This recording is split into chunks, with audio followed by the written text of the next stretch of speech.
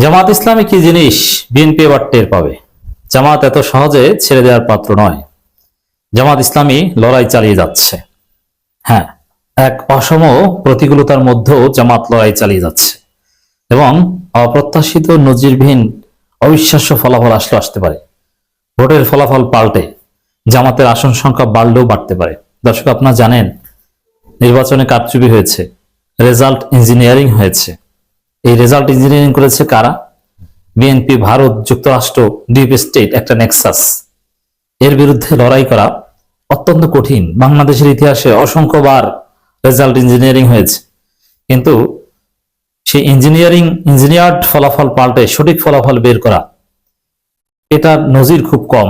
তবে দু একটা ঘটনা আছে। ইউনিয়ন পরিষদ চেয়ারম্যান নির্বাচন কিংবা মেম্বার নির্বাচন, এগুলোর ক্ষেত্রে কিছু কিছু ক্ষেত্রে দেখা যায় যে 2 বছর পর, 2.5 বছর পর, এমনকি 5 বছর পর হলেও সঠিক ফলাফল কোর্টের রায়ের মাধ্যমে এসেছে। তো জামাত এখন সেই পথে হাঁটছে। আপনারা জানেন যে ভয়াবহ রেজাল্ট ইঞ্জিনিয়ারিং হয়েছে, বিশেষ করে ঢাকার বেশ কয়েকটা আসনে। এটা একদম ওপেন সিক্রেট বিষয় যে কিভাবে রেজাল্ট ইঞ্জিনিয়ারিং হয়েছে।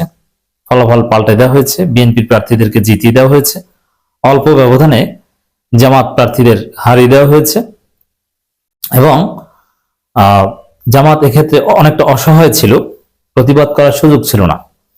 কারণ এমন সময় ফলাফল ঘোষণা বন্ধ করে দিয়ে ইঞ্জিনিয়ারিং করা হয়েছে যে সময় জামাতের সামনে ডিপ স্টেট, পিছনে ভারত, যুক্তরাষ্ট্র, ডানে মিডিয়া, বামে অশুভ শক্তি।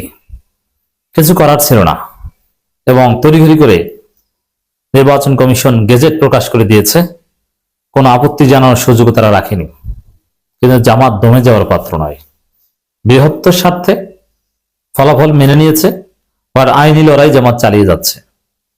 কোর্টে মামলা করেছে জামাত, যার ফল 3 আসনের ব্যালট পেপার, রেজাল্ট শিট সহ সব নথি হেফাজতে নেয়ার নির্দেশ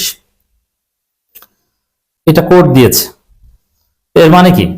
দেখেন, আমি খবরটা আগে জানাই, তারপরে তাৎপর্য, এর রাজনৈতিক দিক এবং আলটিমেটলি কি রায় হতে পারে সেটা নিয়ে আলোচনা করব।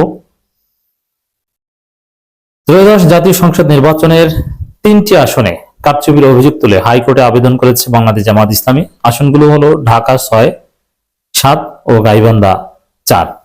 ঢাকা 7 আসনে নিশ্চিত জামাত প্রার্থীকে হারিয়ে দেওয়া হয়েছে, এটা আমরা জানি। জামাতের প্রার্থী জিতেছে। এখন প্রশ্ন করতে পারেন যে জামাত কি তাহলে এই শুধু 3টা আসনের জন্য মামলা করেছে? জামাত তো প্রথমে 30টা, তারপরে 32টা বলেছিল যে এই 32টা আসনে রেজাল্ট ইঞ্জিনিয়ারিং করা হয়েছে এবং জামাত এটা ডকুমেন্টেশন করেছে। উত্তর হচ্ছে যে না, জামাত 32টা আসনেই রেজাল্ট ইঞ্জিনিয়ারিং হয়েছে বলে প্রমাণ পেয়েছে, কিন্তু সেই প্রমাণগুলো একত্র করে কোর্টে মামলাযোগ্য সবগুলো করতে পারেনি। মামলাযোগ্য এভিডেন্স কালেকশন এখনো চলছে, যাচাই বাছাই করে যে বিষয়ে আইনে প্রতিকার নাই বা যতটুকু কারচুপি হলে বা কারচুপির অভিযোগ তুলে তার সপক্ষে যতটুকু প্রমাণ দরকার হয় এফআইআর করতে বা কোর্টের ডিগ্রি পেতে, এগুলো নিয়ে জামাত কাজ করছে। কিন্তু এই 3টার ক্ষেত্রে সুনির্দিষ্ট তথ্য প্রমাণ পেয়েছে, যার ফলে এই 3টার ক্ষেত্রে তড়িঘড়ি করে মামলা করতে পেরেছে এবং মামলার একটা প্রাথমিক রেজাল্টও জামাত পেয়েছে। গত 26 ফেব্রুয়ারি আবেদনের পর এই 3 আসনের সব ব্যালট পেপার, রেজাল্ট শিট সহ সব নথি হাইকোর্টের হেফাজতে নেওয়ার নির্দেশ দিয়েছে নির্বাচনী ট্রাইব্যুনাল। এখন কোর্টের ওইখানে কিন্তু আর জালিয়াতি করার সুযোগ নেই। দেখেন, বাংলাদেশের বিচার ব্যবস্থা নিয়ে অনেক কথা আছে, হাইকোর্টের বিচার ব্যবস্থা নিয়েও কথা আছে, সেই ট্রাইব্যুনাল নিয়েও কথা আছে, কিন্তু তারপরও হাইকোর্টে একটা স্বচ্ছতা আছে। কিছু রাজনৈতিক মামলা বিচারক তাজির বা তার প্রয়োজন মতো এদিক ওদিক রায় দিতে পারেন অথবা উপরের নির্দেশে, কিন্তু সেখানে একটা ট্রান্সপারেন্সি আছে। দুই পক্ষের উকিলরা জোরালো যুক্তিতর্ক উপস্থাপন করেন এবং উকিলদের একেবারে অন্ধকারের মধ্যে রেখে যা ইচ্ছা তা করতে পারে না। এটা হাইকোর্ট, সুপ্রিম কোর্টে অ্যাটলিস্ট সম্ভব নয়। তো দর্শক, সেই ক্ষেত্রে হাইকোর্ট যেহেতু এগুলো জব্দের নির্দেশ দিয়েছে, হাইকোর্টের হেফাজতে নেওয়ার নির্দেশ দিয়েছে, এর মানে তারা ওইখানে হাইকোর্টের তত্ত্বাবধানে ওইটা নতুন ভাবে আবার গণনা হবে এবং কোথায় কি ত্রুটি বিচ্যুতি হয়েছে সেটা পর্যালোচনা হবে। এবং যদি মনে করা হয় যে না, এমন কারচুপি হয়েছে যার ফলে রেজাল্টের উপর, ফলাফলের উপর প্রভাব পড়েছে, বিজয়ীকে পরাজিত করে দেওয়া হয়েছে, তাহলে এটা বিষয়ে চূড়ান্ত সিদ্ধান্ত নেবে।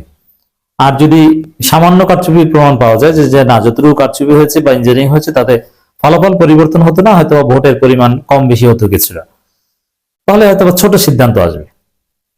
তো এক্ষেত্রে হাইকোর্টের সিদ্ধান্তের উপর ভরসা রাখা যায়, আশা রাখা যায়। কারণ হাইকোর্টে নির্বাচন কমিশনের মতো রাতারাতি জালিয়াতি করে একটা রায় দিয়ে দিবে গণনা করে, এটা হওয়া সম্ভব নয়। ওখানে শিশির মনিরা আছে, তাদেরকে বোকা বানানো, তাদেরকে ধোয়ার মধ্যে রাখা কিছুতেই সম্ভব নয়। অতএব এটা একটা সুখবর বটে। আর হাইকোর্টের এই হেফাজতে নেওয়ার নির্দেশ, ব্যালট পেপার থেকে শুরু করে প্রয়োজনীয় কাগজপত্র, রেজাল্ট শিট, এর মাধ্যমে প্রমাণিত হয় যে কারচুপি হয়েছে। হাইকোর্ট প্রাথমিক প্রমাণ পেয়েছে। প্রাথমিক প্রমাণ পাওয়া ছাড়া, আই রিপিট, আমি একজন আইনের ছাত্র হিসেবে বলছি, প্রাথমিক প্রমাণ পাওয়া ছাড়া, রেজাল্ট ইঞ্জিনিয়ারিং এর প্রাথমিক প্রমাণ পাওয়া ছাড়া সমস্ত কাগজপত্র, ব্যালট পেপার, সিল, এগুলো হাইকোর্টের হেফাজতে নেয়ার নির্দেশ দিতে পারে না। প্রাথমিক প্রমাণ পাওয়া গেছে ইঞ্জিনিয়ারিং এর, আই রিপিট, রেজাল্ট ইঞ্জিনিয়ারিং এর প্রাথমিক প্রমাণ হাইকোর্ট পেয়েছে বলেই এই নির্দেশ দিয়েছে। এরপরে পরবর্তী কাজের দিকে প্রসিড করবে কোর্ট। তো যেহেতু প্রাথমিক প্রমাণ পাওয়া গেছে, এতে আমরা ধারণা করতে পারি যে রেজাল্ট পরিবর্তন হতে পারে, ফলাফল পাল্টে জামাতের প্রার্থীরা বিজয় লাভ করতে পারে, সম্ভাবনা রয়েছে। ঢাকা 7-এ, ঢাকা 6 এবং গাইবান্ধা 4-এ যথেষ্ট সম্ভাবনা রয়েছে। আর প্রাথমিক প্রমাণ যেহেতু পাওয়া গেছে, বাকি প্রমাণ পাওয়া যায় বলে আমরা আশা করি। এর আগে 19 ফেব্রুয়ারি গণপ্রতিনিধি অধ্যাদেশের 49 ধারা অনুযায়ী নির্বাচনী অনিয়মের বিরুদ্ধে নির্বাচনী আবেদনপত্র শুনানির জন্য হাইকোর্ট নির্বাচনী ট্রাইব্যুনাল গঠন করা হয়। এরপর একই দিন এই সংক্রান্ত বিজ্ঞপ্তি জারি করা হয়। বিচারপতি মোহাম্মদ জাকির হোসেনের নেতৃত্বে একক বেঞ্চ এইসব আবেদনের উপর শুনানি গ্রহণ করবেন। দেখেন, এখানে বিচারক বিএনপি পন্থী আর যে পন্থী হোক, হাইকোর্টে উল্টাপাল্টা করার সুযোগ খুব কম। বিশেষ করে এই ধরনের কেসে একদম ট্রান্সপারেন্সি থাকতে হয়। গণনাটা ওপেন ক্যামেরার সামনে, সবার সামনে হতে হবে। এখানে আর 2 নম্বরই করার কোনো সুযোগ থাকবে না।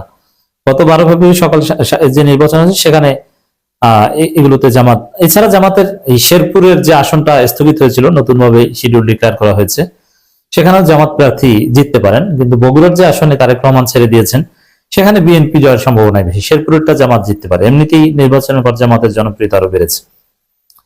সুষ্ঠু এবং নির্বাচনে অনিয়ম বা কারচুপির বিরুদ্ধেও জামাত আগের চাইতে সোচ্চার হয়েছে। তো দর্শক, এই যে হাইকোর্ট প্রাথমিক কারচুপির প্রমাণ পেয়েছে, এটার একটা রাজনৈতিক তাৎপর্য রয়েছে। জামাত যে ন্যারেটিভ এস্টাবলিশ করতে চায় যে রেজাল্ট ইঞ্জিনিয়ারিং করে ফলাফল পাল্টে দেওয়া হয়েছে, তো এই ন্যারেটিভের সাপেক্ষে জামাত একটা বড় দলিল পেল। এখন রেজাল্ট পরিবর্তন না হলেও জামাতের পলিটিক্যাল ন্যারেটিভে এই হাইকোর্টের এই নির্দেশ গুরুত্বপূর্ণ ভ্যালু অ্যাড করবে।